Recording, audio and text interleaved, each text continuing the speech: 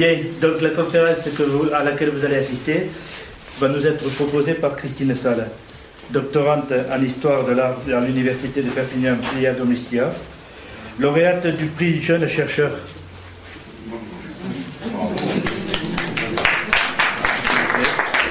En archéologie industrielle décerné par le SILAC en partenariat avec la Fondation EDF pour son travail sur l'histoire de la dynamiterie de Polignes, dont le thème est là.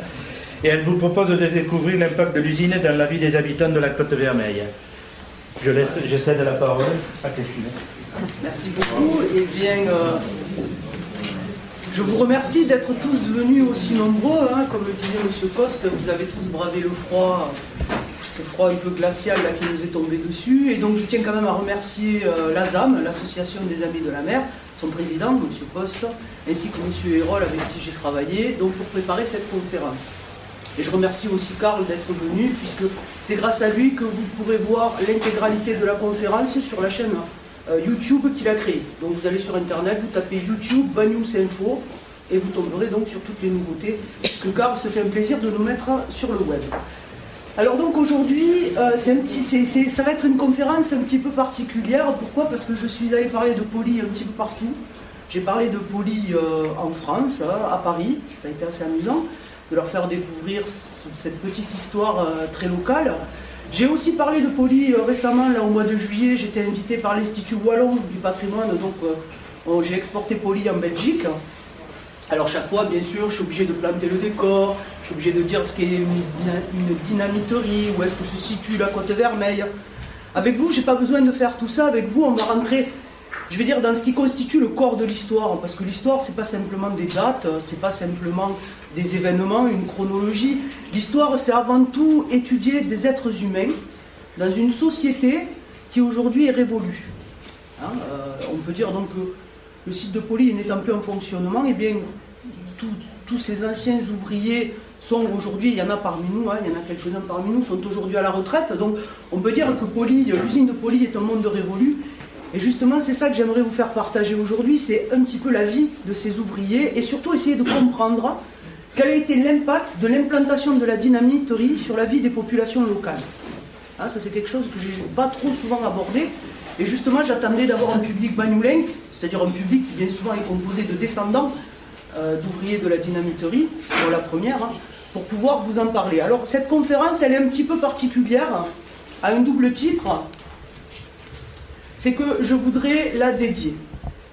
Donc je voudrais dédier cette conférence donc, à M. René Quintane, qui vient de nous quitter il y a hélas quelques jours. Alors je tiens à le remercier et à lui dédier cette conférence. Pourquoi? Non pas parce qu'il a travaillé à Poly, lui il travaillait au GICB. De toute façon, à Banyuls c'est facile. Si vous êtes une femme, vous travaillez à Poly ou vous travaillez au SANA. Si vous étiez un homme, vous travaillez à Poly ou vous travaillez au GICB ou à la Vigne. Donc, eh bien, M. Quintane, un bon bagnoulenc, eh bien, lui a travaillé au GICB, il a fini quand même comme maître de chez. C'est lui qui nous élaborait quelques-uns des bons bagnouls qu'on peut voir encore aujourd'hui. Et donc, M. Quintane a eu pour père donc, un ouvrier de la dynamiterie.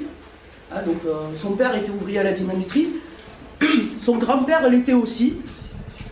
Et quelque part, on peut dire que sa fille Audrey, qui est là aujourd'hui parmi nous ce soir, travaillait aussi à la dynamiterie. Pourquoi? Tout simplement parce qu'elle a effectué son doctorat en sociologie. Alors si moi j'étudie Poly hier, eh bien elle étudie Poly aujourd'hui, donc elle nous a fait une magnifique thèse de doctorat qui lui a valu une des meilleures notes donc, au niveau de l'Université de Montréal. Félicitations Audrey, docteur Quintane, pardon. Elle étudie ce qu'on appelle le processus de patrimonialisation, et donc je l'invite à venir vous faire une conférence bientôt pour vous parler un petit peu de tout ça, c'est-à-dire comment est-ce qu'on est passé d'une friche industrielle à un parc naturel classé. Donc c'est pour ça qu'aujourd'hui j'aimerais dédier donc cette conférence à M. Quintane. Donc,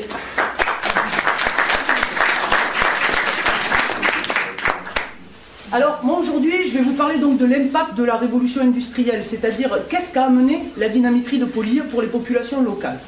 Alors vous voyez, on va suivre un plan qui va être relativement simple, on va parler du paternalisme. Alors question, y avait-il du paternalisme à l'usine de Poly? Ça, on va essayer de le voir ensemble. Vous allez voir, c'est peut-être un peu plus complexe que ce qui nous paraît de prime abord. Ensuite, eh bien, on va essayer de voir, au niveau du salaire et au niveau de la carrière professionnelle, ce que pouvait amener en plus ou en moins Poly On va essayer de définir ça par rapport aux travaux qu'on dit. Moi j'ai appelé ça d'abord dans les champs, puis ensuite dans les vignes. Et après vous allez voir que Poly, pour nous, ça représente un site qui fait 32 hectares, mais vous allez voir que ce n'est que le maillon d'une chaîne économique qui est européenne et qui exporte sa production au niveau mondial. Alors, donc on va essayer de travailler sur le paternalisme. Alors vous voyez, j'ai choisi cette image. Alors c'est vrai que bien souvent, quand on a une usine, on se dit usine 19e siècle, et si en plus on a de l'habitat qui est accolé à l'usine, donc on va se dire, on est là dans du paternalisme. Ben, pas tout à fait. On va essayer de voir ça ensemble. Alors vous voyez, au départ, donc, on a cet essor de l'industrie, on va dire dans les années 1830-1840, on commence à mécaniser les procédés de fabrication. Et donc ça va provoquer un exode rural. Pourquoi? Ben, tout simplement parce que ces nouvelles industries qui sont en train de se constituer dans les villes, eh bien, ont besoin de main-d'œuvre. Et on a beaucoup comme ça de cadets de famille, puisque bien souvent le fils aîné, lui, va recevoir la terre. Puis les autres, il faut bien qu'ils se débrouillent par eux-mêmes, donc ils vont commencer à émigrer, ça on le verra tout à l'heure, pour essayer de trouver du travail là où il y en a.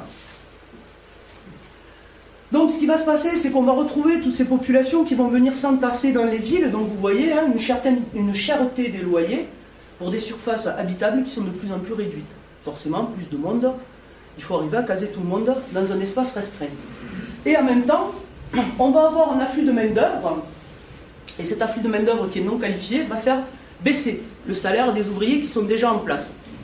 Donc bien sûr, ce système va conduire à une certaine paupérisation. On est là quand même dans une assez grande pauvreté. Pauvreté qui va être dénoncée dès les années à la fin des années 1840 par Karl Marx, dans son livre La lutte des classes, quand il étudie tous ces faubourgs qui viennent de se créer autour de la ville de Liverpool, et qui sont quand même, on va dire, des ghettos. Hein. Alors, nous en France, on a quelqu'un qui a essayé de nous raconter ça, c'est Émile Zola.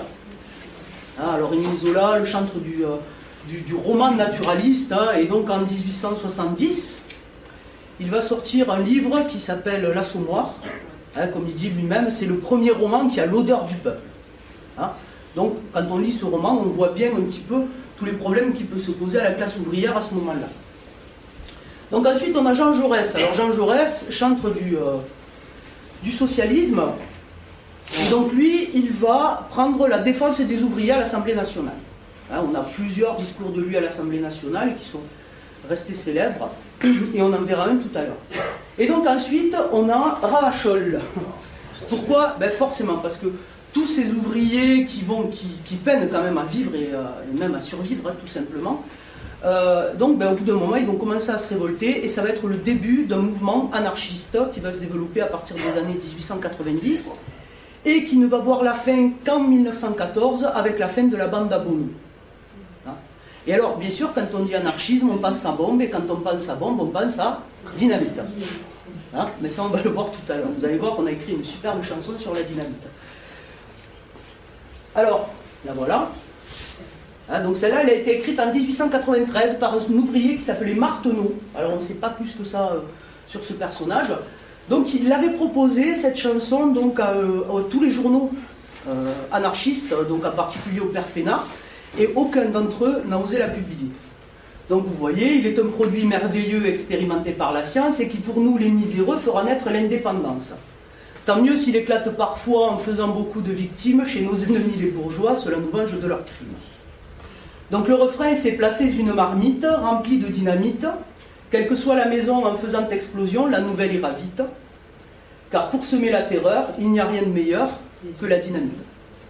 Hein? Donc, vous voyez un petit peu dans quel contexte économique on peut être au niveau national. Et donc on a ce texte donc, de Jean Jaurès qui nous parle de l'anarchisme. Hein, alors c'est une interpellation qu'il fait au gouvernement en 1894 pour dire que l'anarchisme ne vient pas du socialisme. L'anarchisme vient de la pauvreté des ouvriers et du fait qu'ils aient tant de mal à survivre. Et à ça, on va lui répondre. Donc là, c'est le frère Marie-Antoine qui publie un article dans La Croix, donc le célèbre journal La Croix, en 1894, article qui s'appelle « Le Christ ou la dynamite ». Où en gros, donc ce brave curé nous explique que si la France ne va pas à Dieu, eh bien il ira forcément à la dynamite. C'est-à-dire qu'elle va forcément tomber dans l'anarchie. Donc vous voyez, on voit quand même hein, ces tensions comme ça qu'il peut y avoir donc, entre ces nouvelles populations d'ouvriers qui viennent augmenter les cohortes de citadins. Donc, et ça, tout ça, l'anarchie, les bombes qui explosent un petit peu partout à Paris, il y en a même une qui explose à l'Assemblée nationale, donc tout ça ne fait pas un très bon climat pour les affaires. Et c'est donc comme ça que va se créer ce qu'on appelle le paternalisme. Alors en fait, le paternalisme, quand on le regarde, on s'aperçoit qu'il est de deux sortes. Hein? Alors ici, vous avez Eugène Schneider, hein, donc lui, il a les aciéries au Creusot. Donc lui, carrément, il a racheté une ancienne verrerie royale, donc à Monceau-les-Mines, et il s'en est fait sa maison. Voilà, et autour donc, de ce palais vont se construire des corons, c'est-à-dire les habitations des mineurs qui travaillent, donc, et des ouvriers qui travaillent donc, pour M. Schneider. Et donc lui va développer ce qu'on appelle le paternalisme lepléien. Alors pour faire un peu simple et simpliste, on va dire que c'est un paternalisme catholique. Hein, qui nous dit que les classes populaires ont besoin d'être encadrées, orientées et moralisées afin de pouvoir accéder éventuellement au statut envié des classes moyennes et dirigeantes. Voilà. Mais on a aussi une autre forme de paternalisme, et alors celui-là est porté par Jean-Baptiste Gaudin. Donc lui, il était directeur de l'usine Gaudin, les fameux poêles en fonte, et donc il avait construit à côté de son usine une cité idéale qu'il avait appelée le familistère, pardon. Hein. Donc là, pour Gaudin, alors pour bénéficier du confort, des conditions du confort que la bourgeoisie s'offre grâce à l'argent, les ouvriers doivent créer des équivalents richesses par leur travail et leur coopération. Hein? C'est-à-dire que l'idée, c'est d'éduquer les ouvriers pour qu'ils arrivent à augmenter de statut social grâce à leur travail. Hein, donc vous voyez déjà, paternalisme, on a déjà là deux versants qui sont quand même relativement éloignés. Pourquoi? Eh bien tout simplement parce que le paternalisme nous dit que le patron doit être un père à qui Dieu impose l'obligation de remplir les devoirs de la paternité, aussi bien du point de vue matériel que spirituel. Et en fonction que vous serez plutôt socialiste et progressiste, eh bien vous allez pencher du côté de Gaudin, et selon que vous serez plutôt catholique et traditionnaliste, eh bien vous allez plutôt pencher du côté Schneider. Donc déjà, vous voyez, on peut avoir comme ça, un paternalisme ne recouvre pas toujours exactement la même chose. Alors en fait, pour nous historiens, on qualifie quelque chose de paternalisme quand il répond à plusieurs critères. Le premier, c'est le logement. Le logement, on va essayer de remonter. Vous voyez ici donc le portrait, c'est M. Campadieu qui l'a trouvé, c'était dans son album de famille. Et donc c'est le portrait de l'abbé Rousse. Le fameux abbé Rousse qui a créé l'œuvre du vin de Metz, ça on va le voir tout à l'heure. Hein. Donc l'abbé Rousse est nommé curé de Bagnols en 1871. Et donc, lorsqu'il arrive, donc déjà il trouve que la rhétorie, déjà l'église elle est trop petite, puis en plus c'est une vieille église romane, il la trouve un peu moche quand même. Hein. Donc il va se lancer dans le commerce du vin pour gagner de l'argent, pour pouvoir rénover cette église. Et puis après, il en gagnera tellement, mais ça on va le voir ensemble, qu'il va construire, il va laisser la petite église, c'est très bien, il ne l'a pas touché, et il va nous construire une grande église qui malheureusement a dû être rasée dans les années 1960 parce qu'elle était trop lourde par rapport au sol qui l'accueillait. Ah, donc le clocher commençait à pencher et commençait à être dangereux donc, pour les maisons qui étaient alentour. Donc alors en fait, l'abbé Rousse commence à s'intéresser donc à tous les lieux de culte qu'il a sur sa paroisse. Et quand il arrive en 1871, il se trouve donc qu'il a la charge de Bagnols-sur-Mer, mais il a aussi la charge de Cerbère. Parce que jusqu'en 1888, le hameau de Cerbère était une dépendance de la commune de Bagnols-sur-Mer. Et il faut attendre l'année 1888 pour que le village de Cerbère prenne le statut de commune autonome. Donc bien sûr, quand il arrive en 1871, eh bien, il a aussi Cerbère à gérer. Et là, donc, quand il arrive, il s'aperçoit d'abord qu'à Cerbère, on ne peut pas dire qu'il y a une église, on va dire qu'il y a une chapelle. Et puis ce qui s'est passé, eh bien, c'est que ce petit hameau, il y avait une cinquantaine d'habitants, hein, en 1878, eh bien, il y a une gare internationale qui s'ouvre. Hein, c'est la gare de Cerbère, l'actuelle gare, hein, comme on la voit aujourd'hui. Et donc bien sûr, pour construire cette gare, il a fallu des ouvriers. Donc on a importé des ouvriers qui venaient un petit peu partout du département. Et une fois que la gare a été construite, on a dit à ces braves gens, ben voilà, il n'y a plus de travail, vous rentrez chez vous. Alors certains sont rentrés, mais d'autres sont restés. Et c'est donc comme ça que l'abbé Rousse s'aperçoit qu'on a de plus en plus de gens qui habitent dans ce village où il y a de moins en moins d'espace, c'est exactement ce qu'on va retrouver dans les grandes villes, Donc ces gens, des fois, habitent à 15 dans des pièces qui font 3 mètres carrés, sans ouverture à part la porte qui permet de rentrer donc, dans le logement. Donc il estime que tout ça n'est quand même pas très normal. Et c'est comme ça, donc il va aller voir le maire de Banyuls. Et il va lui dire, il faudrait que tu me donnes une parcelle de terre pour que je puisse au moins leur construire une église. Donc le maire de Banyuls va s'exécuter, va lui donner un morceau de terrain, va lui donner une subvention pour construire l'église. Et que fait l'abbé? Eh bien il va couper le terrain et l'argent en deux. Donc il va construire cette église, qui vous voyez est très très étroite. Pourquoi? Parce qu'il a coupé le terrain en deux, et qu'avec la moitié de l'argent et la moitié du terrain, il a fait construire cette barre de logement. Et qui est encore visible à Cerbère. Hein. Donc vous avez là, hein, donc vous voyez, le paternalisme, on va dire, de la droite catholique traditionnelle n'est pas si mauvais que ça non plus. Hein, parce que sans l'abbé Rousse, ils continuent, ces pauvres gens, à habiter quand même dans des taudis et à être logés de manière déplorable. Donc vous voyez, le logement, ça reste quand même un problème pour beaucoup de familles pauvres. Donc, mais il doit nous manquer des diapos parce qu'on ne va pas remonter, s'il vous plaît. Encore. Voilà, encore. Voilà. Donc, hop. Non, non. Je sais, non, mais c'est la technique. C'est la technique. Alors donc, le logement à Poligny, quel était-il? Donc ici, nous avons une vue de l'usine de Poligny qui doit dater des années 1900-1910. Donc c'est pris à partir de la voie de chemin de fer, donc on est un petit peu donc, au-dessus du site, hein, qui lui se situe à peu près à 4 mètres d'altitude par rapport à la mer, qui est juste là. Et donc en fait, on voit la cheminée qui fume, c'est celle qui reste encore actuellement sur le site. Hein. Ici, c'est, que je ne dise pas de bêtises, ici c'est la montagne. Hein. Non, le fort il est juste là derrière. Ça c'est la dynamiterie, la zone où on fabrique. Hein. Ici donc, c'est ce qu'on appelle la grande prairie aujourd'hui, et puis de ce côté-là, on avait le Cap Nord, c'est là où ils avaient les cotons azotiques. Et ici donc, on a, de ce côté, on ne le voit pas là sur la photo, on a la fabrique d'acide nitrique et la fabrique d'acide sulfurique. Où on produit à peu près 2000 litres d'acide sulfurique par jour. Et à 200 mètres de là, vous trouvez quoi? Vous trouvez les habitations. Vous en avez une ici, une là, ici, et vous avez ici cette barre d'habitation qui ressemble beaucoup à ce qu'a fait construire l'abbé Rousse dans les années 1880. Hein? Alors, il y en a une qui existe encore, c'est celle-là, c'est la maison de la Bourre. Hein, quand vous rentrez sur le parking, elle est toujours là, elle est un petit peu en retrait. Donc cette maison existe toujours. Donc vous voyez, les conditions de logement à Poligny, elles ne sont pas si mauvaises que ça, par rapport à ce qu'on peut trouver ailleurs. Et, chose intéressante, c'est qu'on leur fournit le charbon de bois à l'année. Alors c'est vrai, aujourd'hui il fait froid, on se dit, ah ouais, le charbon de bois, le chauffage, mais quand on regarde, on s'aperçoit que nous, on chauffe peu. Hein, par chez nous, c'est-à-dire qu'on a quand même un climat qui est assez clément et qui nous permet quand même de chauffer peu. Seulement, on est à un moment où, pour faire à manger, on utilise le poêle à bois. Ça veut dire qu'être employé à l'usine de Poligny, ça signifie manger chaud tous les jours. Avoir la certitude de manger chaud tous les jours. Parce que tout le monde n'a pas cette certitude-là. Si vous n'avez pas le charbon ou si vous n'avez pas le bois pour entretenir le feu, ben forcément, vous allez manger froid. Donc là, c'est quand même un confort supplémentaire qu'on vient apporter aux ouvriers dès les années 1880. Avec d'ailleurs Augustin Bonafos, qui a travaillé à la dynamiterie, lui il est rentré en 1949, je crois, si je ne dis pas de bêtises. Et son premier travail, eh bien, ça a été de couper le petit bois pour pouvoir agimenter donc, les poêles des cadres. Parce qu'à ce moment-là, dans les années 50, on ne donne plus le petit bois aux cadres, c'est-à-dire au chef de laboratoire ou au contremaître.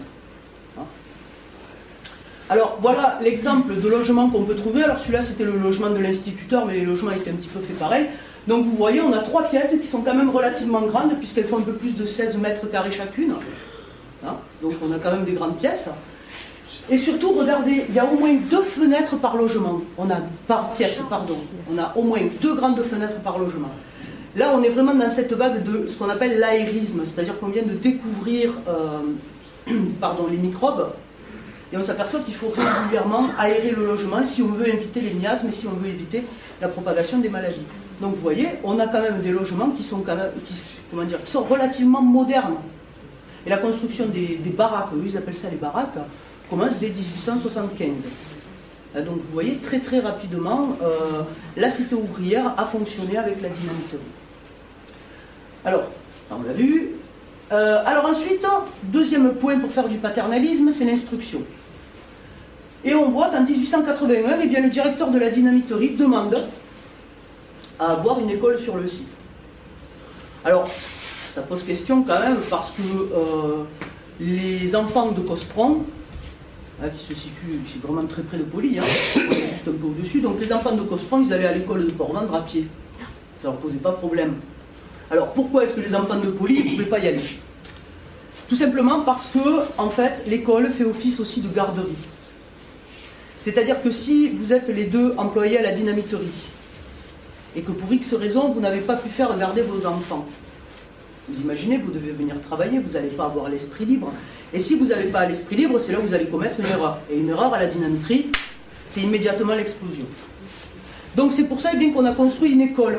Comme ça, elle fait office de garderie. C'est-à-dire que vous savez que votre enfant va recevoir une éducation et qu'en plus, pendant que vous êtes au travail, eh bien, ils sont gardés. Donc c'est quand même un confort supplémentaire que vient offrir la dynamiterie. Alors, on revient. Vous voyez ici, alors ça c'est intéressant, parce qu'en fait, cette maison que je vous ai fait voir tout à l'heure, c'était l'école. C'est là où elle était. Et vous voyez ici, on voit les enfants avec l'instituteur.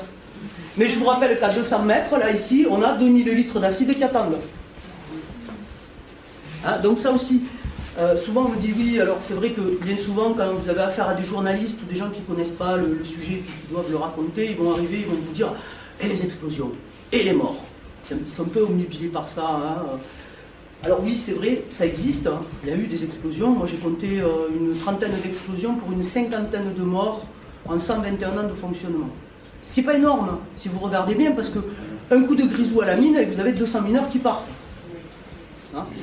La seule chose, c'est que là, c'est assez choquant. On va le voir tout à l'heure. Hein, quand ça explose à Poly, il ne reste rien. Ça, c'est difficile.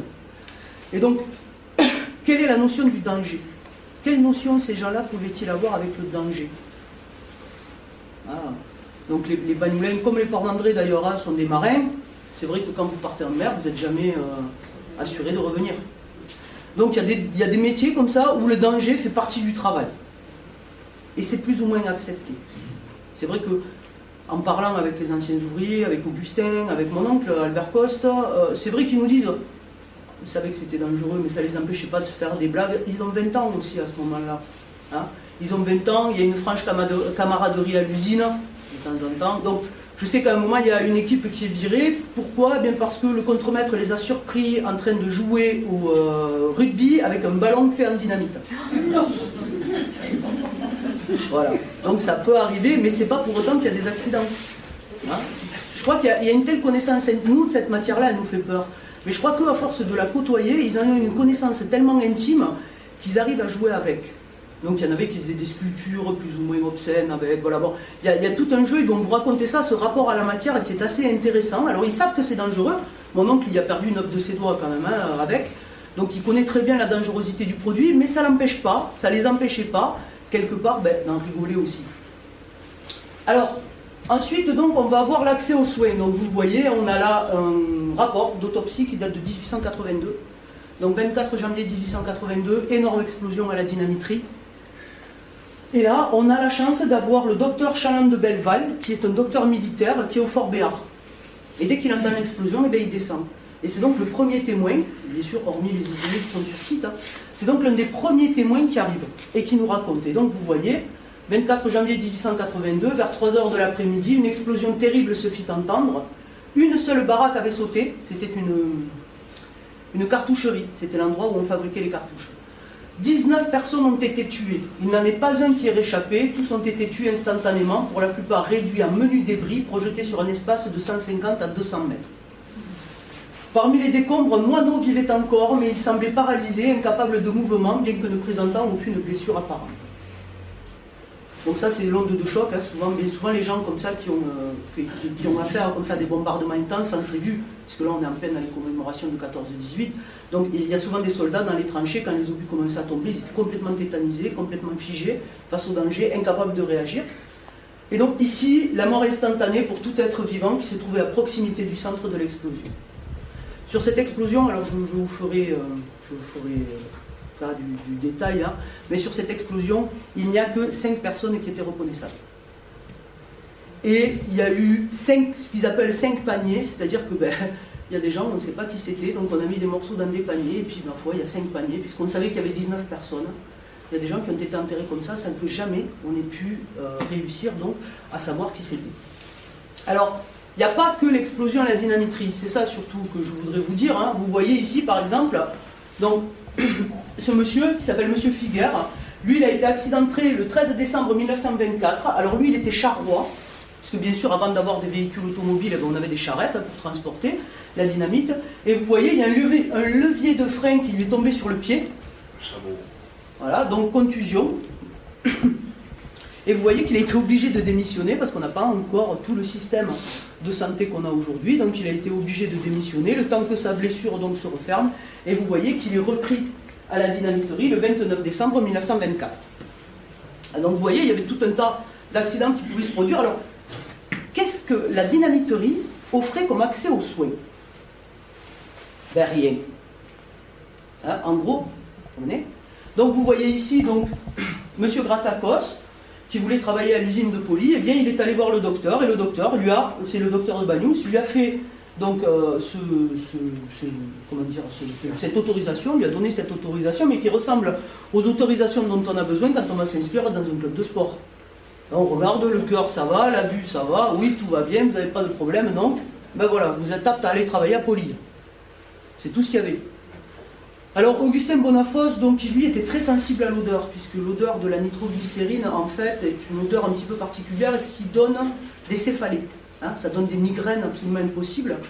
Donc il y en a qui sont plus ou moins résistants à ça. Augustin me disait qu'il y avait un pétrisseur qui, lui, pendant ses heures de pause, il dormait sous le pétrin. Ça ne lui posait pas de problème. Par contre, Augustin, lui, qui travaillait aux acides, c'est-à-dire qu'il travaillait à la gare, il suffisait qu'il parle avec un ouvrier qui descendait de la dynamiterie et dont les vêtements étaient imprégnés pour qu'il ait mal à la tête. Et pour ça, on leur donnait des petites pilules. Alors Augustin est allé jusqu'à Lyon, hein, il a essayé de voir un petit peu différents médecins. On ne lui a jamais rien trouvé. Et il n'y avait que ces pilules qui arrivaient à calmer ses migraines. Et comme personne n'en a conservé de ces pilules, je ne sais pas ce qui leur était donné. Hein, donc vous voyez quand même, c'est relativement difficile quand même de travailler à la dynamiterie. Et puis, après, il y a toute la partie acide. Vous imaginez bien que fabriquer de l'acide sulfurique et de l'acide nitrique et les transporter, ça reste quand même quelque chose de relativement dangereux. Hein?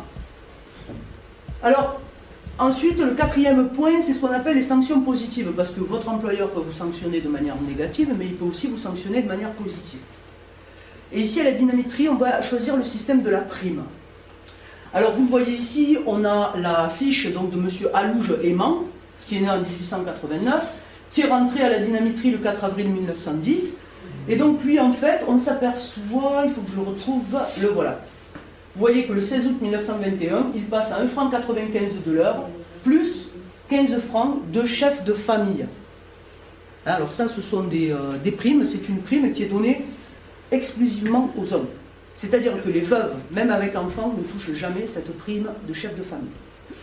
Donc ça, c'est quelque chose qu'on va donner en plus à un ouvrier parce qu'on trouve que son travail est méritant ou que son attitude est bonne pour l'entreprise. Et ensuite, on va trouver une deuxième autre... Alors là, c'est peut-être un peu plus compliqué. Donc ça, c'est Marie Chantebien, qui elle est rentrée dans l'usine en 1900 et elle touche, vous le voyez ici, en 1909, elle touche 70 centimes de l'heure, plus une prime de 5 centimes de cherté de la vie.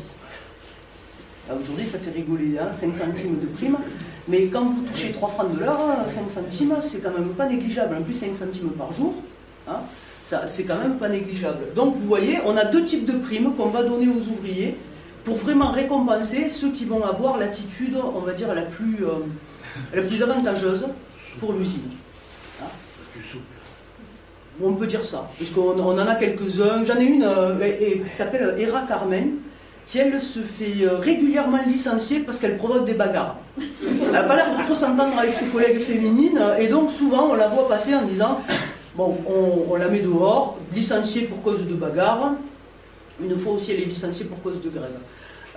Mais elle revient, je veux dire, au bout de 3 mois, elle redépose sa demande, et puis de toute façon, comme c'est une ouvrière qui travaille bien et qui est qualifiée, on va la reprendre. Hein. Donc vous voyez, tout le monde n'est pas aussi perméable donc, aux nouvelles règles de l'usine, mais Hera Carmen, elle n'a jamais touché de prime. Hein. Elle, le cherté de la vie, ces 5 centimes-là, elle ne les a jamais eus. Hein. Forcément, elle n'a pas un comportement qui va aller dans le sens donc, que voudrait la direction. Alors, le dernier point, c'est la lutte contre l'oisiveté. Alors, vous connaissez tous la S Saint-Étienne, hein, ce qu'on appelait les Verts. Ah, super, club de foot. Eh bien, en fait, c'est le club de foot qui appartenait donc à l'usine Peugeot. Hein, donc, on a l'usine Peugeot, et puis à partir de là, donc la famille Peugeot ne veut pas que ses ouvriers ne fassent rien le dimanche. Ça, c'est le grand problème au XIXe siècle. Pourquoi? Eh bien, parce que l'ouvrier, quand il est désœuvré, on connaît bien l'oisiveté, la mère de tous les vices, donc qu'est-ce qu'il fait? Il va au bistrot. Voilà, il va boire. Et donc, forcément, hein, alors ça, ce sont les images. En plus, vous voyez, c'est une image d'Épinal, c'était des images édifiantes qu'on donnait aux familles. Allez-y, vous voyez, on y est. Et que raconte l'Assommoir? Tout simplement la déchéance de cette pauvre femme, Gervaise, donc, qui va tomber amoureuse de Coupeau qui lui est tombé dans l'absinthe. Et c'est comment eh bien, ce couple va tomber de plus en plus bas jusqu'à finir dans la déchéance la plus totale. Mais quand on va au bistrot, qu'est-ce qu'on fait aussi? On discute. Hein. Et on se dit on n'est pas trop content des conditions de travail, des conditions de logement, donc qu'est-ce qu'on fait? Eh bien, on se syndique. Hein, vous voyez, la Confédération Générale du Travail, vous voyez, CGT, hein, réduisons les heures de travail, et eux aussi, hein, regardez, les heures trop longues, forcément, ça va pousser l'ouvrier à l'alcoolisme. Alors que si vous réduisez les heures de travail, forcément, il va rentrer chez lui pour, bien sûr, s'amuser avec sa fille. Donc, le problème, c'est quoi? C'est l'oisiveté. Voilà. Donc, la grande peur des patrons, c'est que soit les ouvriers, le dimanche, eh bien, s'alcoolisent, soit qu'ils commencent à discuter et commencent à monter un syndicat. Et c'est donc comme ça que... Alors, monsieur Peugeot, lui, il a monté un club de foot. Et le directeur de la dynamiterie de Poly, lui, il a monté une fanfare. Et comme ça, en plus, ça permet, quand on fait des balles entre ouvriers, eh bien, d'avoir quelqu'un qui fait l'animation. Donc, vous voyez, le paternalisme, c'est une doctrine politique qui définit comme moralement souhaitable qu'un agent privé ou public puisse décider à la place d'un autre pour son bien propre. Bon.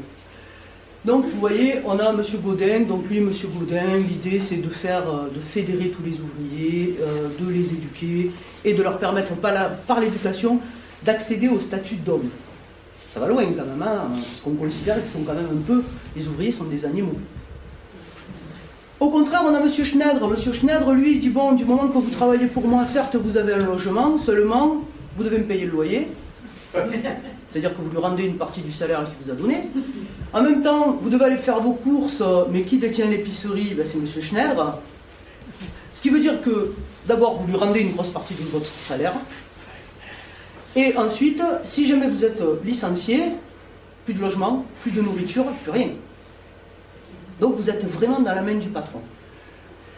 Et ensuite, on va trouver Poly. Ça, c'est Paul Barbe, c'est le fondateur de la dynamiterie.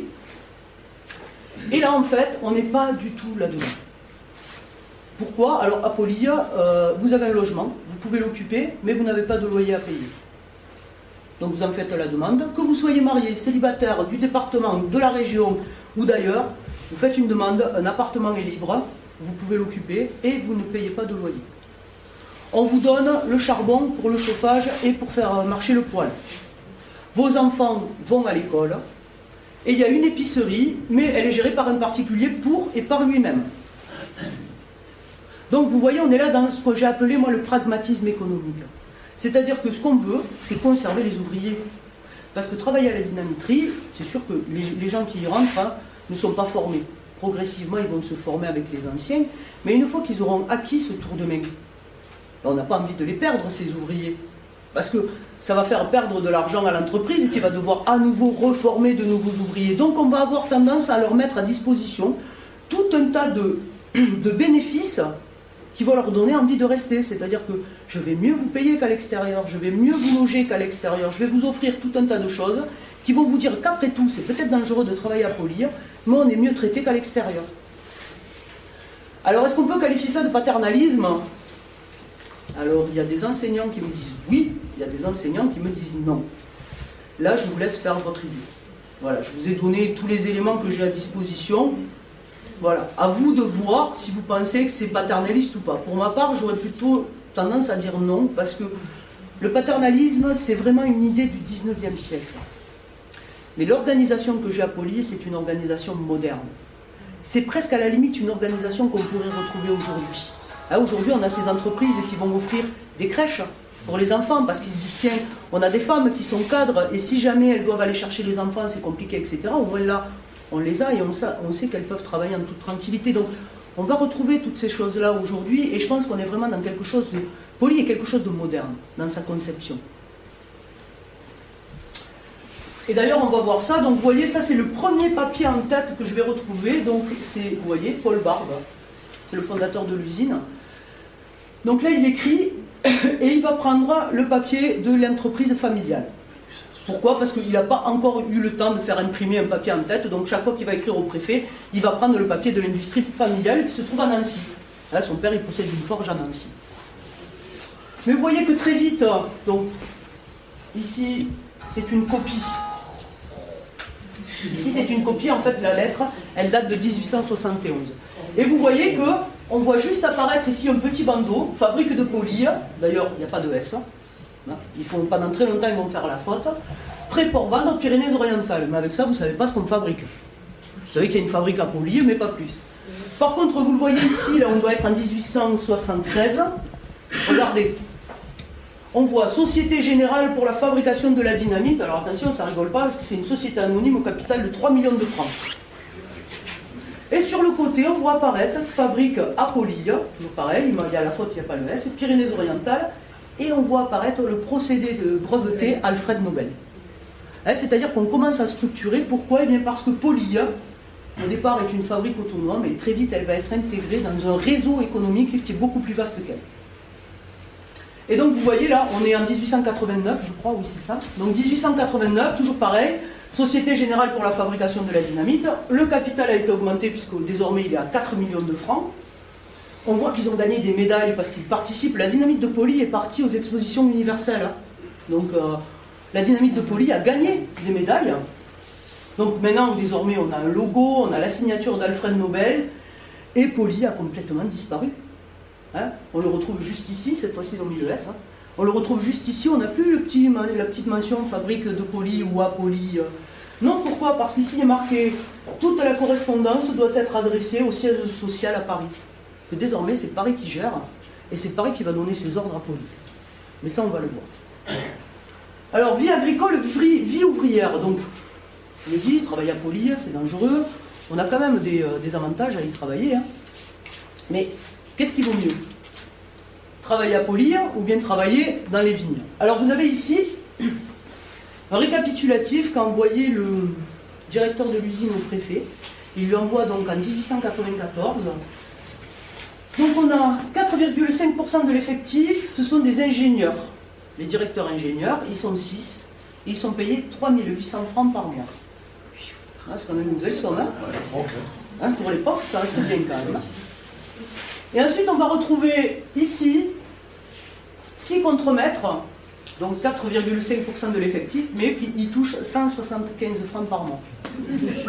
Ça change. Pour du contraste, c'est du contraste.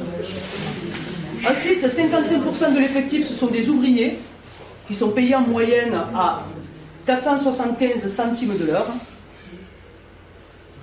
Ce qui nous fait une journée de travail, puisqu'on travaille 10 heures au départ, et ensuite très vite à Poly on va travailler 8 heures, mais on sera payé 10. Donc ils ont inventé les 35 heures, et ils les ont appliquées bien avant nous. C'est-à-dire que vous touchez 4,75 francs par jour de travail, dans les années 1900. Alors que, quand vous travaillez à la vigne et que vous êtes moussaigne, c'est-à-dire que vous êtes le chef d'équipe, ou pendant les vendanges, c'est-à-dire au moment où on est un peu plus payé, on va toucher entre 2,50 francs et 2,75 francs.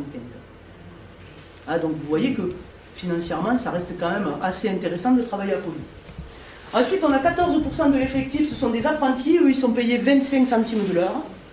C'est-à-dire qu'un apprenti à Poly va toucher autant qu'un moussaigne à la vigne, expérimenté. Et enfin, on a 22% de l'effectif, ce sont des ouvrières, et elles sont payées à la tâche.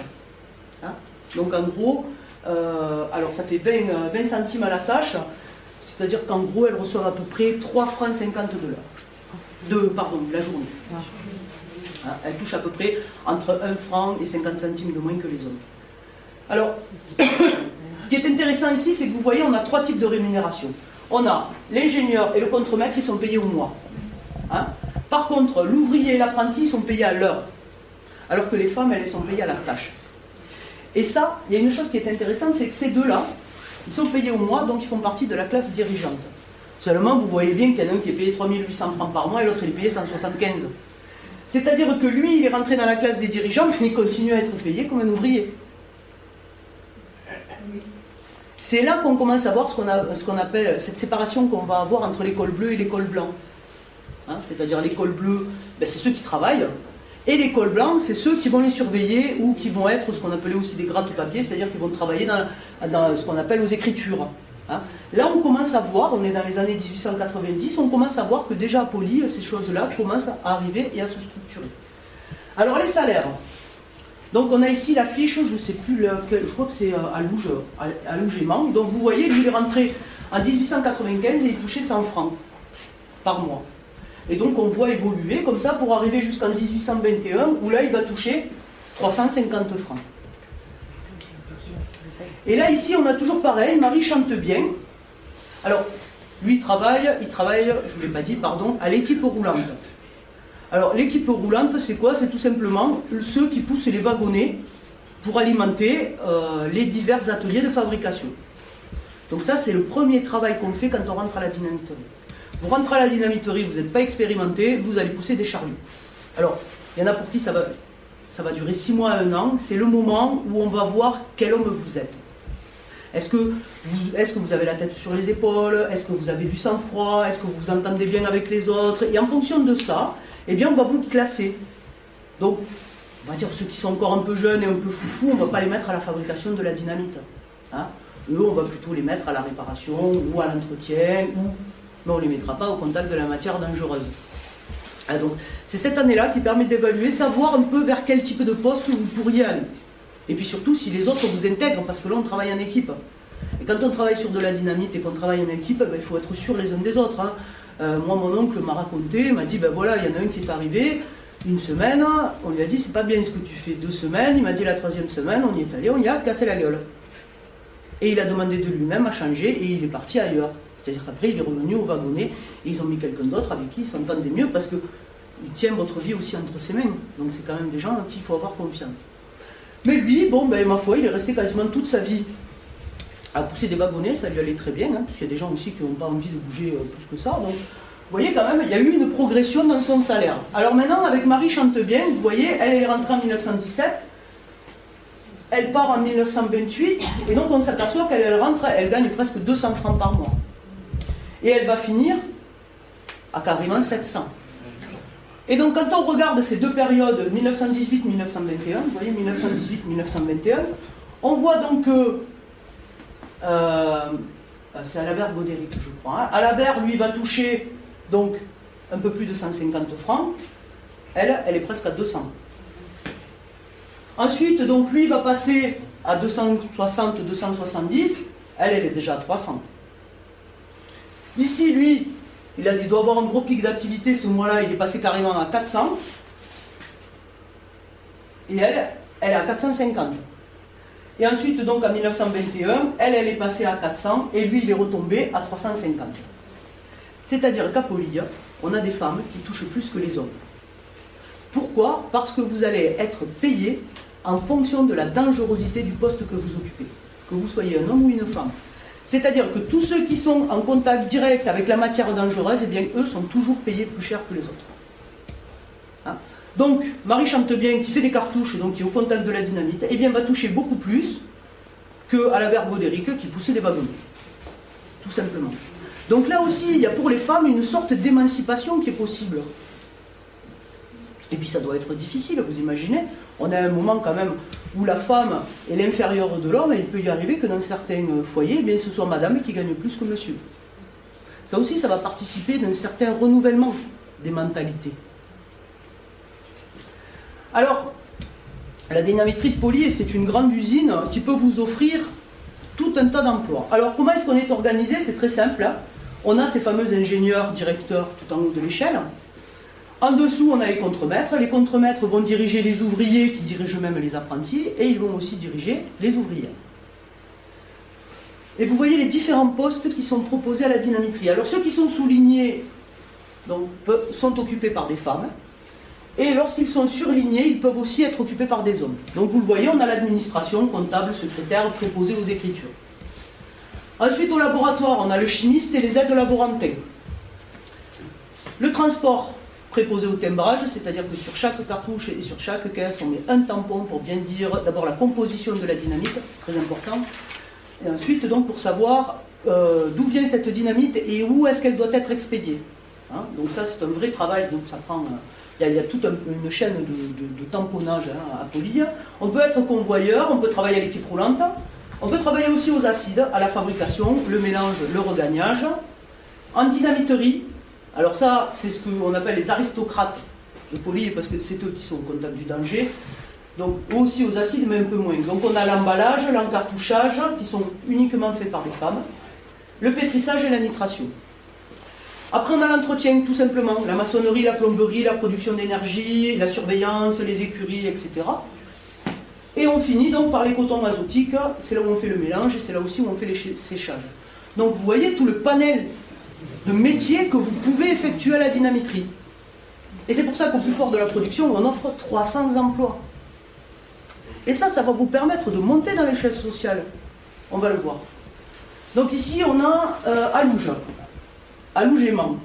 Hein, donc, monsieur Alouge, donc vous voyez, il rentre à la dynamiterie, il touche 90 francs de l'heure, par mois, pardon, et il va finir quasiment à 600 francs en 1923.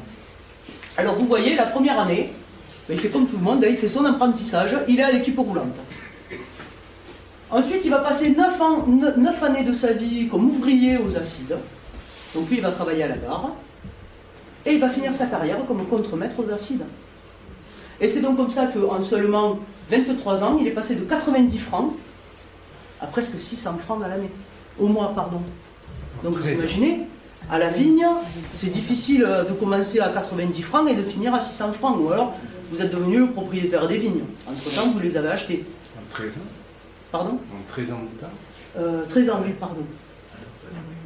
Ah oui, non mais c'est-à-dire que la dynamiterie, d'abord on est dans une époque où on devient adulte très vite. Les choses se passent très vite, hein, c'est-à-dire que on a des papiers où Paul Barbe, le directeur de la dynamiterie, demande au préfet s'il peut faire travailler les enfants dès 14 ans.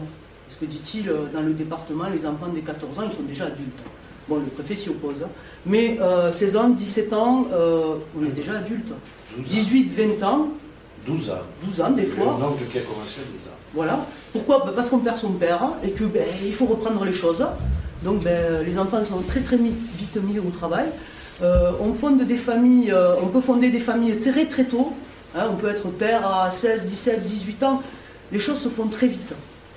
Mais c'est vrai aussi qu'on a une espérance de vie qui n'est pas la même que la nôtre. Il n'y a pas un effet 14-18 là-dessus? Alors, sur les salaires, il y a l'influence de la guerre, hein, parce qu'on doit dire. Sur les salaires, oui. On passe 200 1913 à 380. Exact. Et puis après, la courbe, Alors après la courbe, elle va s'infléchir pour remonter ensuite. Alors c'est vrai que pendant la guerre, on a une augmentation de salaire qui quelquefois peut aller de 50 à 60%. C'est multiplié par 4. Alors, oui, mais oui, ici, mais c'est aussi parce qu'il y a eu, oui, mais il n'y a pas que ça. C'est-à-dire qu'à ce moment-là, ils travaillent plus. Ils font plus d'heures parce qu'ils ont plus de commandes. Il y a ça aussi. Hein. Donc il y a, alors on a, mais c'est comme en 68. Moi je me rappelle, mes parents me l'ont toujours dit, ils sont d'ailleurs là, bonsoir. Ils ont commandé leur voiture avant les événements de 68, puis ils l'ont reçu après, c'est-à-dire qu'ils l'ont payé après, au moment où les salaires avaient augmenté. Mais ils étaient restés sur le prix d'avant. Donc en fait, mai 68, ils ont fait une super affaire. Hein, là, c'est un peu pareil. C'est vrai qu'il y a eu cette hausse de salaire en 14-18, mais en même temps, on produisait aussi beaucoup plus, parce qu'il y avait plus de demandes. Donc ces deux effets figurés font que... Mais si vous retrouvez ça pour les hommes, vous allez aussi le retrouver pour les femmes. Hein, je veux dire, ça se retrouve pour tout le monde. Et il y a cette hausse de salaire, ce qui n'empêche que, quand on arrive ici, il est vraiment chez les cadres. Hein. Et elle n'était pas mobilisée pendant la Très guerre, peu. là Très très peu en fait. Mais ça, on va le voir. Ça, je vais vous l'expliquer. D'abord, parce qu'on a beaucoup d'étrangers. Hein, donc forcément, les Espagnols, ils ne sont pas mobilisables. Et ensuite, parce qu'ils font un travail qui est utile pour l'armée. Donc, on peut se passer de boulanger, on ne peut pas se passer de dynamiteur. De Chinois. et des chiffres. Alors, mais les questions, c'est pour après. Si vous voulez bien me laisser terminer. Autrement, là, je ne vous lâche pas avant 11h du soir. Donc, alors, qu'est-ce qu'on a autour de Poly? Parce que je vous dis, oui, Poly, on gagne plus, c'est merveilleux, etc. Mais qu'est-ce qu'il y a autour? C'est ça aussi qui est intéressant. Donc, on a la vallée de Poly, telle qu'elle est. Alors ça, c'est le cadastre napoléonien, je l'aime beaucoup celui-là. Donc c'est le cadastre napoléonien de la partie basse, la partie littorale. Ici, normalement, vous avez le cap sud, et ici, vous avez le cap nord, qui est là. Le cap nord, il est là, et le cap sud, il est normalement ici. Et donc, quand on regarde, vous voyez que on a énormément de pâtures et énormément de terres, très peu de vignes. Pourquoi? Parce qu'ici, on va pratiquer ce qu'on appelle la polyculture vivrière. Pendant très longtemps, on avait des exploitations, c'est pour ça d'ailleurs qu'on a des masses qui sont perdues un petit peu partout dans l'arrière-pays, parce que pendant très longtemps, eh bien, on va produire ce que la famille va consommer. Et comme on a un très mauvais réseau routier et que bon, tout le monde ne possède pas une barque et que c'est cher de transporter les choses par mer, donc en fait, eh bien, on va produire ce que la famille va consommer. Alors on a une organisation très rigoureuse des terres, c'est-à-dire qu'en fond de vallée, on va faire des céréales parce que c'est l'endroit qui est le plus humide. Ensuite, sur les versants ensoleillés, on va faire venir les fruits, la vigne, les pêches, les figues, les abricots, les olives. Et sur le versant nord, celui qui reçoit le moins de soleil, ou ceux qui sont le plus soumis aux entrées de la mer, qui ne sont pas très favorables aux cultures, là on va faire de l'élevage. Pendant très très longtemps, il y a eu de l'élevage. D'ailleurs, le dernier berger à Bagnoul, c'est Anicette. Oui. Donc, jusque dans les années 50, on a ce qu'on appelle des chèvres alpines. Alors, ce sont des petites chèvres. Je ne sais pas si certains d'entre vous en ont mangé ou pas, puisque bon, ça alimentait les boucheries de Bagnoul, ça, ces chèvres alpines. Donc, il paraît que quand même, il fallait avoir le dentier un peu solide, parce que c'est de la viande qui est un peu filandreuse. Quand on voit ce qu'elles mangent, ces chèvres, et qu'elles sont obligées de monter des collines avec des pentes pas possibles, bon, forcément, c'est de la viande un peu... Donc, voilà ce qu'on avait, et puis on avait bien sûr le complément de la pêche, et voilà le type de maison qu'on se fait construire 16e, 17e, 18e siècle. Donc ça c'est une maison qui est prise à Bagnouls. Donc vous voyez un petit peu la maison, donc la maison typique bagnoulenque, ici on voit avec cette entrée qui est ce qu'on appelle un anse de panier, on la voit ici aussi. Alors il semblerait que ces entrées en briques donc, soient plus récentes que... revenez. Voilà, pardon, ici, voilà, que ces entrées ici en pierre, ça c'est une autre maison qui se situe pas loin. Vous voyez, toujours pareil, l'anse de panier. Ça c'est typique de la maison bagnoulenque, 16e, 17e, 18e siècle. Et on va passer à ça. Vous connaissez tous cet immeuble, il est en plein milieu du front de mer, il est ici là, à 100 mètres. Donc vous voyez qu'on n'est pas du tout ni dans la même architecture, ni dans les mêmes proportions, et puis regardez la porte d'entrée. Alors on va toujours retrouver l'arrondi, mais cette fois-ci on n'est plus en anse de panier, et puis on a ce visage qui est représenté, qui est sculpté. On voit ici par exemple qu'il y a deux faux piliers, parce que tout ça c'est du faux. C'est de la maison en pierre telle qu'on sait la construire, et par-dessus on met du stuc, et c'est ce stuc qu'on vient sculpter, et auquel on vient donner des formes. C'est pas de la maison en pierre de taille. Alors comment se fait-il qu'on soit passé de cette petite maison de pêcheurs à ces grands ensembles? Eh bien tout simplement grâce à ce bâtiment. C'est la gare. C'est la gare. Donc celle-là, elle est bien parce qu'elle est restée quasiment, elle n'a quasiment pas bougé. Donc vous voyez, on retrouve cette architecture 19e en briques. Donc, si on regarde, on s'aperçoit qu'en 1814, à Bagnouls-sur-Mer, les terres et les pâtures représentent 335 hectares sur toute la commune. Les vignes représentent 622 hectares. 1876, ouverture de la gare de Bagnouls-Las Elmas. Bagnouls-les-Elmes, la gare de Bagnouls, et vous voyez qu'en 1914, eh bien, les terres et les pâtures sont passées à 19 hectares, c'est-à-dire rien, là en gros. Par contre, la vigne, elle est passée à 1968 hectares. Qu'est-ce qui se passe? Il se passe que le train arrive, donc nos agriculteurs qui peinent un peu quand même à faire des céréales, parce que nous ici on n'a pas un sol argileux, donc c'est difficile à faire venir. Ils s'aperçoivent qu'ils peuvent importer à peu cher des céréales qui viennent bien souvent de Crimée. Et en contrepartie, ils peuvent exporter très cher du vin qui vient très bien. Et qui est très bon en plus. Donc forcément, qu'est-ce qu'ils vont faire? Ils vont délaisser l'agriculture qui leur demandait du mal. Et à la place, ils vont faire de la vigne. Et c'est comme ça qu'on a de véritables fortunes qui vont se bâtir sur Bagnouls. Et c'est comme ça que j'en reviens à mon abbé François Rousse. Vous voyez, hein, l'anapodiplose, le serpent se mord la queue. Alors, la Pérouse, lui, eh bien, il va fonder une cave. Alors attention, la Pérouse est un négociant en vin. Ce n'est pas un viticulteur. Hein. Lui, il rachète le vin au viticulteur qu'il vend. Alors, il va appeler ça l'œuvre du vin de Metz. Alors, vous voyez cette plaque, hein, elle est au cimetière. Vous savez, le cimetière du stade. Quand vous allez au cimetière du stade, que vous rentrez par l'entrée du stade, hein, pas par l'entrée de l'autre côté, là, pas par l'entrée zone artisanale, vous verrez, il y a une croix qui est au milieu. Ben, en fait, cette croix, elle a été offerte par Madame Olivier. Oliver, pardon. Donc, c'est elle qui a repris l'ancienne œuvre du vin de Metz. Pourquoi? Parce que la Pérouse, donc en 1871, eh bien, il va fonder cette œuvre du vin de Metz, c'est-à-dire que le droit canon nous dit que le vin, à la messe, ça représente le corps du Christ. Donc vous ne pouvez pas prendre un vin trafiqué hein, pour représenter le corps du Christ. Et nous, qu'est-ce qu'on fait à Banyuls? Du vin doux naturel. C'est-à-dire du vin qui ne connaît pas de transformation par des produits chimiques. Et donc à partir de là, qu'est-ce qu'il va faire lui? Eh bien, il va s'adresser à ses collègues ecclésiastiques et il va leur dire, voilà, moi j'ai du vin à vous vendre. Et ça va très bien fonctionner. Hein? Et d'ailleurs, j'ai demandé à un curé, j'ai dit, mais quand même, tout, du Banyuls comme vin de Metz, il m'a dit oui, il m'a dit, mais imagine. Il m'a dit, comme là, aujourd'hui, il fait très froid, c'est 3 h du matin, on t'appelle pour te donner l'extrême-onction. Ça peut arriver de temps en temps. Il me dit, tu sors. Donc tu vas, tu fais ton extrême-onction, il me dit, c'est 4 h du matin, tu as eu très froid, il me dit, tu n'as pas envie de boire un mauvais vin. Alors tu bois du Banyuls. Bon. On va dire que c'est une réponse de jésuite. Mais on s'aperçoit donc que l'œuvre du vin de Metz fonctionne très bien et que la Pérouse, dans les années 1880, va faire un chiffre d'affaires de 400 000 francs or. Vous imaginez? C'est énorme. Donc, quand on travaille la vigne à Banyuls-sur-Mer dans les années 1870-1914, on peut s'enrichir et on s'enrichit. Alors, Poli, certes, c'est très intéressant, mais ce qu'il y a autour, ça l'est aussi. Donc, c'est pas gagné pour Poli de trouver forcément de la main-d'œuvre. Seulement, il va y avoir quelques crises. D'abord, le premier, c'est que Banyuls va se recouvrir de vignes. Les parcelles étant contiguës les unes avec les autres, ben, quand vous en avez une qui attrape la maladie, forcément, ça se répand et les autres vont l'attraper aussi. Et c'est comme ça qu'en 1850, on a une première vague d'oïdium. En 1863 et en 1897, deuxième vague, le mildiou.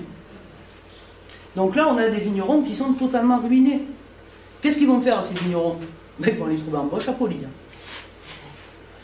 Et ensuite, donc, 1902-1903, on a une faible récolte. Là aussi, on a des vignerons qui, hélas, sont obligés de mettre la clé sous la porte. Où est-ce qu'ils vont aller se faire embaucher? À Poli. Par contre, 1904-1905, récolte extrêmement abondante. Alors là, les vignerons vont commencer à vendre, l'argent va rentrer après des années un petit peu difficiles. Mais problème, 1907, la France va produire 69 millions d'hectolitres. Et le marché, la capacité du marché n'est que de 50. Donc forcément, vous allez vous retrouver avec 19 millions d'hectolitres sur les bras. Les vins de Banyuls sont connus, certes, mais pas autant que les Bordeaux, pas autant que les Bourgognes. Donc nous, on a quand même à souffrir. Donc, puisque bien souvent, ce sont nos vins qui ne se vendent plus, et c'est comme ça donc il va y avoir cette révolte. Hein, vous voyez, le 19 mai 1907, les vignerons, alors ça commence par les vignerons bachaninques, mais les vignerons vont monter à Perpignan et vont mettre le feu à la préfecture. Donc là, ce qui va se passer, c'est qu'on va dire que ce vin, on a le droit de le transformer en alcool, puisqu'il n'y a qu'une partie du vin qu'on produit qu'on peut transformer en alcool. Donc là, on va le transformer en alcool, mais il faudra très longtemps pour que les vignerons relèvent la tête. Et même pendant un moment, dans les estaminets, dans les petits bars qu'on avait, on vendait le vin à l'heure. C'est-à-dire que vous arriviez, vous payiez une somme, et pendant 1 heure, vous pouviez consommer tout le vin que vous vouliez. C'est intéressant. Hein, donc, et alors, tous ces vignerons qui se retrouvent ruinés, ben, où est-ce qu'ils vont aller travailler? À Poli. Hein. Et donc c'est comme ça que Poli va s'enraciner. Donc avec tous ces gens qui ont eu à subir tous ces problèmes, et c'est comme ça aussi que va se mettre quelque chose, un système qui est très particulier ici, hein, que j'ai appelé cette espèce de synthèse.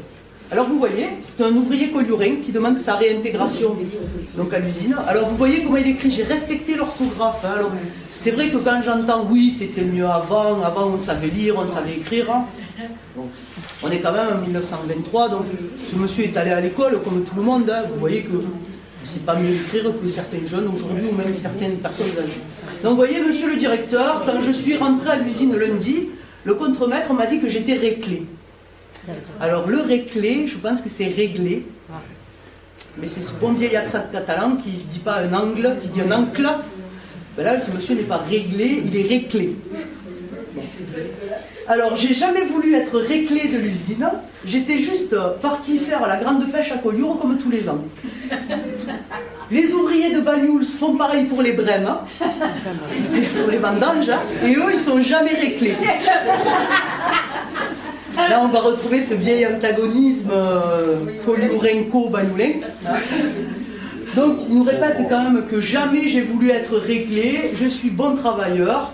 Je vous demande humblement, monsieur le directeur de l'usine, à reprendre mon poste à l'usine. Hein? Alors, qu'est-ce qui va se passer?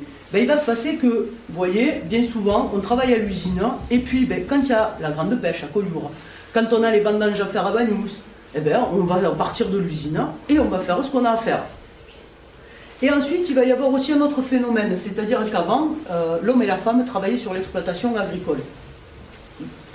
Mais comme il y a eu toutes ces successions de crises, alors, je vous dis travailler sur l'exploitation agricole, c'est-à-dire qu'on produisait, on prenait ce qu'on avait sur les terres, dans les champs, etc., on portait ça sur la table et c'est avec ça qu'on mangeait. C'est ce qu'on appelle de l'agriculture vivrière. Mais avec la viticulture, on va changer de mentalité, c'est-à-dire que ce qui va se passer, eh bien, c'est que avec vos raisins, le fruit de votre travail, vous allez le vendre, et c'est avec l'argent de la vente que vous allez nourrir votre famille. Là, on va rentrer dans la financiarisation de la société. On commence à réfléchir de manière différente. Avant l'industrialisation, on pratique le troc. Je te donne un fromage, tu me donnes une poule et 4 œufs. Aujourd'hui, le troc, c'est quelque chose qui revient un petit peu, mais on a l'habitude de... Tout est financiarisé, tout dépend de l'argent. Ça commence à arriver à partir de là. Hein? Alors, qu'est-ce qui va se passer? Eh bien, donc, les viticulteurs, avant, on avait l'homme et la femme qui travaillaient sur l'exploitation. Bien là, ce qu'on va faire, c'est que la femme, elle va aller trouver du travail. Bien souvent, c'est à l'usine. Après, ce sera au SANA, parce que le SANA est construit en 1888. Hein. Donc, ou alors elle va aller travailler au SANA, et c'est par son salaire à elle, et bien que le couple va essayer de survivre quand l'exploitation donne peu, donne mal, ou que le vin ne se vend pas. Donc on va retrouver comme ça une espèce d'osmose, c'est-à-dire entre une ancienne vie qu'on va continuer à conserver et une nouvelle qui va permettre eh bien, aux populations ici de s'adapter et de continuer, c'est-à-dire quelque part de rentrer dans la modernité. Alors, pour terminer, j'aimerais parler de Poly, la succursale locale d'un réseau européen ouvert sur le monde. Wow, ça c'est du titre. Donc en fait, pourquoi? Bien tout simplement parce que nous on a l'habitude, à Poly, on connaît, on s'y est tous promenés, on y est tous allés à la plage, on a tous visité. C'est un territoire qui est local, c'est un territoire qui est à nous quelque part. Mais en fait ce territoire, il est lui dans une vaste chaîne très capitaliste, et ça on va le voir. Donc vous voyez un bassin d'emploi départemental. Donc d'abord, les étrangers, 0,01%. Bien souvent, alors quand je dis étrangers, bien sûr je ne compte pas les Espagnols. Hein, ça je vais vous expliquer pourquoi. Donc on a un Russe à un moment donné, comme ça qui arrive. C'est-à-dire qu'on a des gens qui sont un petit peu des aventuriers, puis qui finissent par arriver à Poly, par plein de hasards successifs de la vie, mais cela, bon, je veux dire, c'est quantité négligeable par rapport à l'effectif. On voit quand même que le plus gros de l'effectif, bah, c'est la Côte-Vermeille, c'est les 4 villages, hein. Cerbère, Banyuls, Port-Ventoux, Collioure. Ensuite, donc, on a département français et colonies. Vous voyez, ils sont ici. Donc là, je crois que c'est 14%. Oui, c'est ça. 14%. Alors ça, c'est intéressant parce que des colonies, alors on a les fameux anamites. Alors les anamites, je vais expliquer vite fait les anamites. Donc en fait, on est là en 1914. La France a besoin de main-d'œuvre. Et donc, l'armée française va aller chercher de la main-d'œuvre dans nos colonies, aussi bien nos colonies d'Afrique que nos colonies d'Asie. Et bien pour nous, pour le département des Pyrénées-Orientales, on va recevoir ce qu'on appelle les anamites, c'est-à-dire des jeunes hommes qui viennent de la province d'Annam, en Indochine. Donc ils vont arriver et ils vont être dispatchés, c'est-à-dire qu'il y en a une partie qui vont partir donc, sur les mines de Bataire et une autre partie qui va venir ici à Poly. Alors eux, c'est un peu particulier parce qu'ils n'ont pas trop d'échanges. D'abord, ils ne parlent pas la même langue que nous. Hein. Et puis on leur interdit plus ou moins d'avoir des échanges, alors il y en a quand même eu, hein, puisque moi il y a des anciens ouvriers qui m'ont dit qu'il y avait eu quelques mélanges qui s'étaient faits, qu'il doit y avoir quelques descendants d'anamites. Mais je ne connais pas les noms, ne me les demandez pas. Mais c'est vrai que dans l'absolu, normalement ils n'ont pas le droit de se mélanger. Alors eux, ils vont travailler au coton azotique. Plus à le boulot. Non, pas forcément, pas forcément. Parce que de toute façon, comme le dirait Augustin, tous les boulots étaient sales à l'usine. Hein? Donc lui, ayant travaillé 40 ans aux acides, donc c'est vrai que, mais ils font quand même un travail qui n'est pas facile, hein. Eux, ils sèchent les cotons azotiques. Alors le coton azotique entre dans la fabrication de la dynamite, je ne vais pas trop m'étendre dessus, mais en fait le coton azotique, vous le connaissez. Vous savez, les magiciens, là, quand ils ouvrent les mains comme ça, qu'il y a des grandes flammes qui sortent, ben, c'est parce qu'à l'intérieur, ils ont une feuille de coton azotique. Alors c'est du coton, hein, qui est mélangé avec de l'acide sulfurique. Et quand ce coton descend en dessous de 25% d'humidité, il s'enflamme. Il fait une très grande flamme en ne faisant quasiment aucune cendre. Donc tant que le magicien garde la main fermée, ben, grâce à l'humidité de la main, il y a toujours de l'humidité dans le papier. Et quand il ouvre, c'est pour ça qu'il fait un grand geste, il sèche la feuille de coton et c'est comme ça qu'elle s'enflamme. Là, c'est ce qui donne le petit côté magique. Donc là, je vais me faire poursuivre par le syndicat des magiciens. Donc, ce coton azotique, on le mélange à la dynamite. Alors, vous imaginez une matière qui explose avec une matière qui s'enflamme. Forcément, on a de la dynamite. Celle-là est très, très dangereuse. Il y en a eu des grillés. Oui. Alors, le problème, c'est que pour intégrer le coton azotique à la dynamite, il faut qu'il soit sec. Et je vous l'ai dit, si jamais il est trop sec, il s'enflamme. Alors, c'est toute la difficulté du produit. Et donc les anamites, eh bien, eux, on les met au fond de cuve, ils répandent le coton, et le coton sèche, et après, bien sûr, avant qu'il soit trop sec, eh bien, on descend dans la cuve, ils descendent dans la cuve, et ils les remontent. Seulement le problème, c'est que des fois, ben, le coton est trop sec, et quand on est au fond de la cuve, il n'y a plus rien à faire. Hein? Pourquoi? Alors ça, c'est tout simple, hein. Quand on commence à brûler, comme ça, vous avez de l'air très très chaud qui va rentrer dans vos narines, ça va toucher vos poumons, et vos poumons ils sont séchés, et voilà, comme vous dites, il n'y a plus rien à faire. Donc vous pouvez être quasiment peu brûlé, du moment que vous avez inhalé la chaleur, c'est fini, vous êtes mort. Alors là, combien y a-t-il eu d'ouvriers anamites? Difficile à dire. Alors il y en a qui parlent d'un millier, moi j'ai lu ça, 1 millier d'anamites, moi j'y crois pas. Tout simplement pourquoi? À cause des bâtiments qui les accueillaient.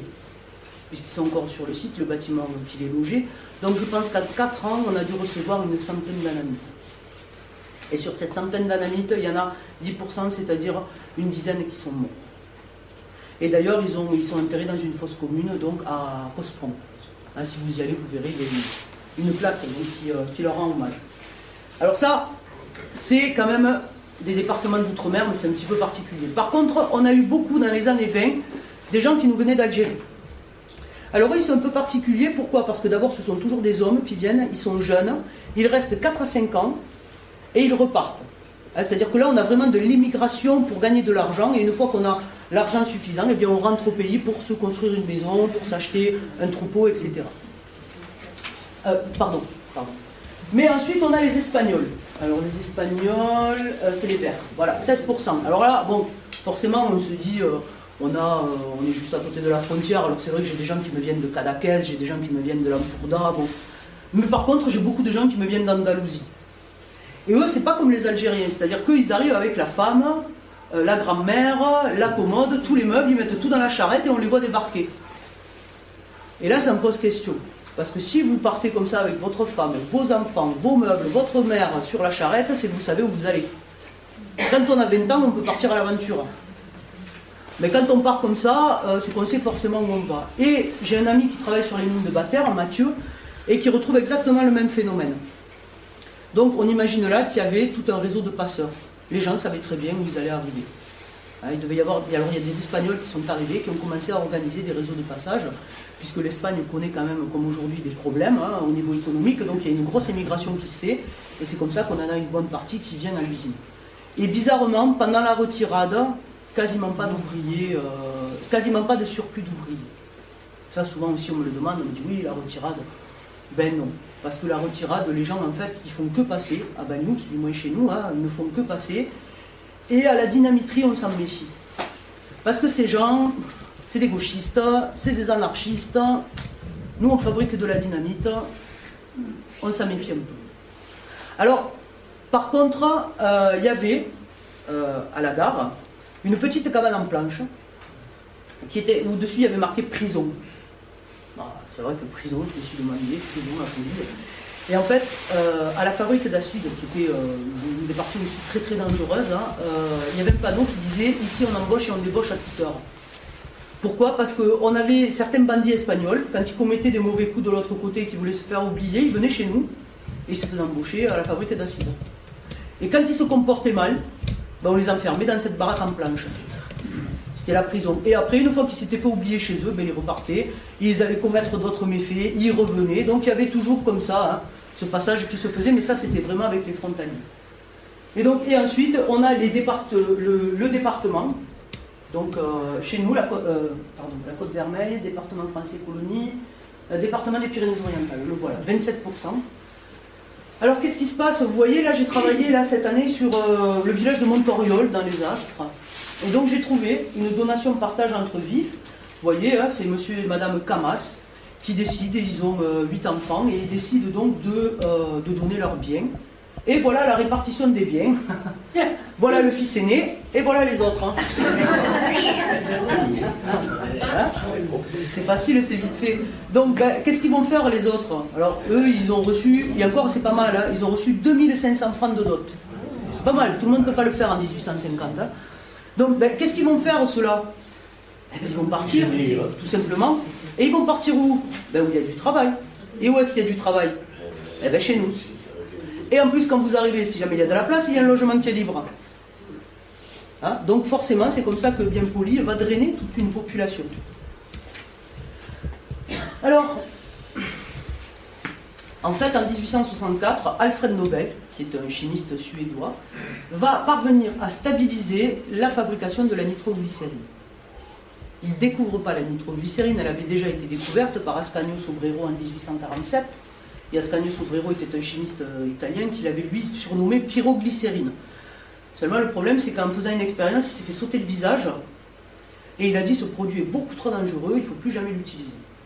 Et Alfred Nobel arrive dans les années 1850 dans le laboratoire d'Ascanio Sobrero, il trouve ce produit nitré explosif et se dit moi je vais essayer de le stabiliser. Il parvient à le stabiliser, c'est comme ça qu'en 1864 il fait bâtir la première dynamiterie en Suède, forcément chez lui. Du moins la première fabrique de nitroglycérine. 1865, il en fait bâtir une en Allemagne, à côté de la ville de Hambourg, la dynamiterie de Krummel. 1866, il en implante une en Norvège et une en Hongrie. Et 1867, il va découvrir le procédé de fabrication de la dynamite. C'est-à-dire comment transformer cette huile nitroglycérine instable en pâte plus facile à transporter et un peu moins dangereuse. Donc vous voyez, 1868, dynamiterie de Vienne en Autriche, 1870, Polig, mais aussi la dynamiterie de Hanko en Finlande, ensuite la dynamiterie d'Adir en Écosse, 1871, 1872, l'Espagne, au Pays Basque, et 1873, nous avons la Suisse et l'Italie. Donc vous voyez, quand on regarde cette carte d'Europe, Poly, ce n'est jamais qu'une dynamiterie au milieu de tant d'autres. Seulement, le problème, c'est que chacune de ces dynamiteries est une fabrique autonome. C'est-à-dire qu'elles vont toutes se battre pour acquérir les matières premières, et donc ce qui va faire monter le prix de vente des matières premières, mais elles vont toutes se battre pour vendre le même produit, ce qui va automatiquement faire baisser le produit de vente. Hausse des matières premières achetées, baisse des produits vendus, économiquement, ce n'est pas viable.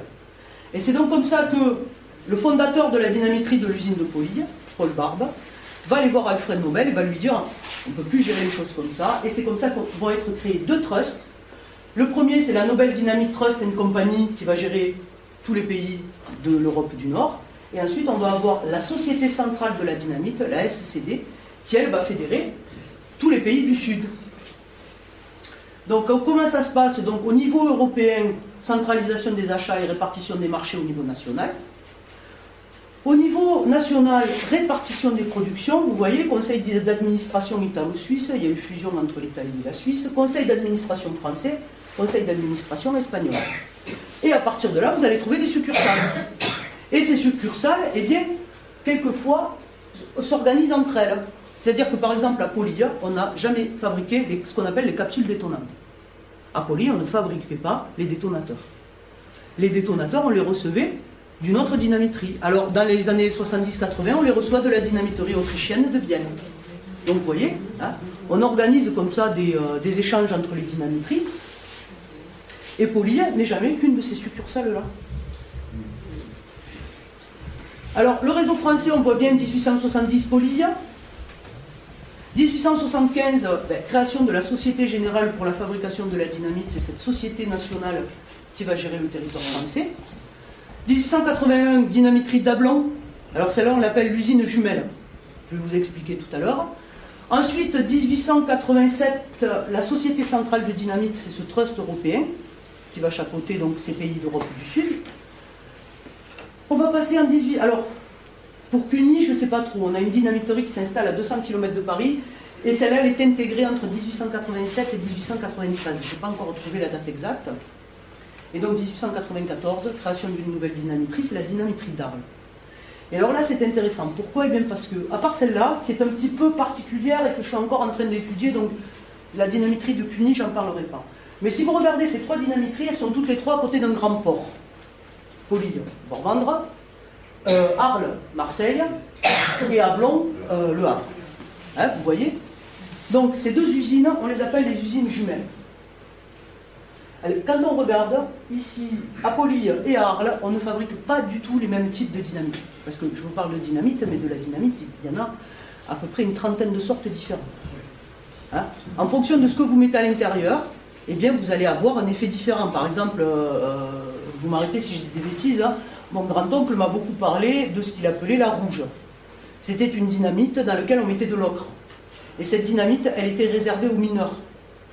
Donc mon oncle m'a dit, celle-là, on y faisait super attention, d'abord parce que c'était l'une des plus instables, c'était vraiment l'une des plus difficiles, et surtout, il savait que ceux qui allaient l'employer, ils étaient au fond d'un trou, dans un puits de mine. Donc celle-là, ils y faisaient vraiment attention, tout le monde ne pouvait pas fabriquer de la rouge. Donc vous pouviez fabriquer de la rouge, mais vous pouvez fabriquer aussi de la dynamite qui est moins détonante, vous pouvez fabriquer de la dynamite qui va être, comment dire, beaucoup plus lente dans sa détonation. Donc vous voyez, vous pouvez avoir une trentaine de sortes différentes de dynamite. Et bien ici, on va fabriquer deux sortes de dynamite, on va fabriquer des sortes de dynamite différentes. Pourquoi? Parce qu'on est sur la même voie de navigation. C'est-à-dire que si on veut exporter, on se retrouve ici sur la voie méditerranéenne. Maintenant, l'usine de Poly et l'usine d'Ablon sont ce qu'on appelle des usines jumelles, c'est-à-dire qu'elles produisent exactement les mêmes qualités et quantités de dynamite. Pourquoi? Parce qu'elles sont sur deux voies commerciales complètement opposées. Il y en a une, elle est en Méditerranée, l'autre, elle est sur la voie atlantique. Et tout ça, c'est géré depuis Paris. Donc c'est pour ça, tout à l'heure, quand je vous faisais voir le papier en tête, au début, on voyait fabrique de Poly. Et puis après, on voit bien, veuillez adresser toute la correspondance à notre siège social à Paris. Et c'est lui, après, qui va dispatcher en fonction des dynamiteries et des besoins. Et donc c'est ce qu'on voit ici, fabrique de Poly, 1870. Donc là, 1876, on voit qu'on commence à être chapeauté. 1889, Poly a quasiment disparu. Et alors là, 1924, Poly a complètement disparu. Poly n'est que le rouage de ce grand réseau économique Nobel. Et normalement, j'ai terminé.